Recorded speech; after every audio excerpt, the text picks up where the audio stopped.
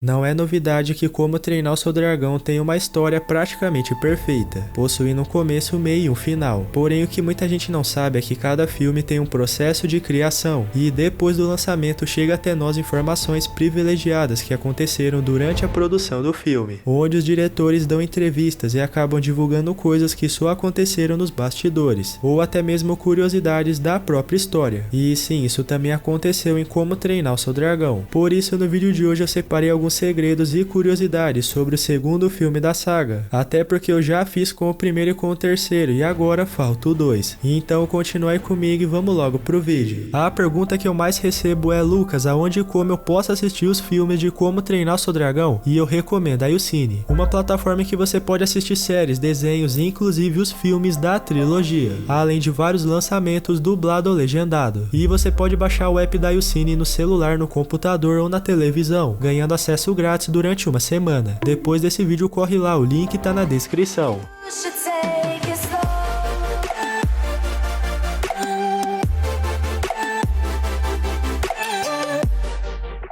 Como Treinar o Seu Dragão 2 é um clássico das animações. O filme foi lançado em 2014 e foi dirigido pelo famoso Dan DeBlois, que deu continuidade na história do Soluço e do Banguela.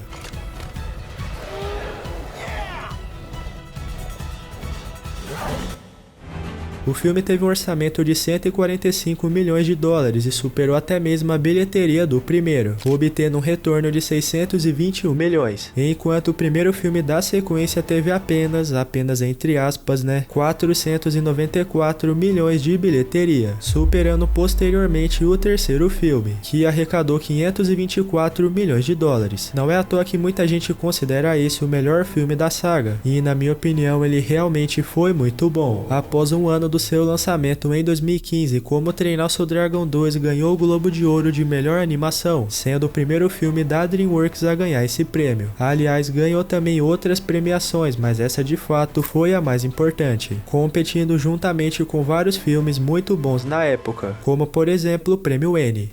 O segundo filme tem a duração de 1 hora e 45 minutos, e embora o roteiro já tivesse entre aspas pronto, o diretor se baseou em 6 livros originais para compor toda a história do filme, e eu vou colocar o nome deles aí na tela. Ou seja, tiveram um bom trabalho para separar o que era importante e merecia fazer parte da história, além de fazer com que a continuação tivesse alguma ligação com o primeiro filme, revelando um pouco da dificuldade em introduzir coisas novas e ainda manter o enredo principal. O que importa é que o filme se encaixou muito bem e trouxe elementos fundamentais, onde a gente deixou de ver somente Berk e seus arredores e entendeu que existe um mundo cheio de dragões. Melhor dizendo, o segundo filme expandiu os horizontes. Talvez por isso teve um retorno muito maior que os outros, pois o filme apresentou muita coisa importante em um curto espaço de tempo, mas nada que dificulte o entendimento da história. That's it. Now let's try this one more time. No início de Como Treinar o Seu Dragão 2, a gente presencia a famosa Corrida de Ovelhas, ou Corrida de Dragão, como ficou famosa. Porém, você sabia que na verdade era para o filme começar com uma invasão, ou melhor, um salvamento feito pela Valka e o Besta Implacável. Eu falei sobre isso nesse vídeo aqui, onde deletaram esse começo e deixaram para apresentar a Valka mais pro meio do filme. Basicamente nessa cena a gente vê a Valka libertando algumas espécies da prisão do Eret, além de que o Besta Implacável aparece paloso, destruindo tudo enquanto eles saem voando, e eu não sei por que deletaram essa cena.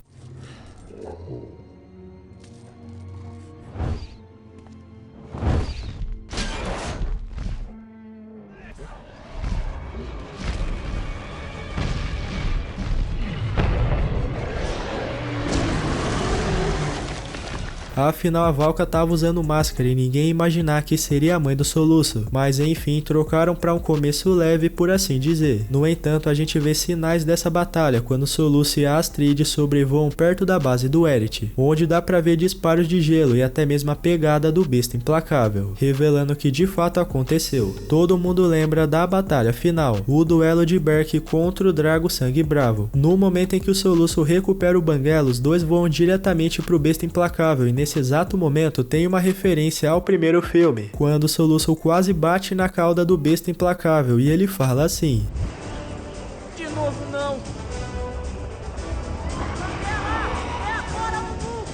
De novo não, até porque lá no primeiro filme ele foi atingido pela cauda da morte rubra, e foi uma referência exata a essa cena, apesar de que dessa vez ele não foi atingido. Comenta aí se você já sabia dessa referência, e antes de continuar não esquece de deixar o like e de se inscrever caso ainda não seja inscrito. Fazendo isso você apoia o canal e me motiva a trazer mais conteúdos assim. Agora vamos continuar.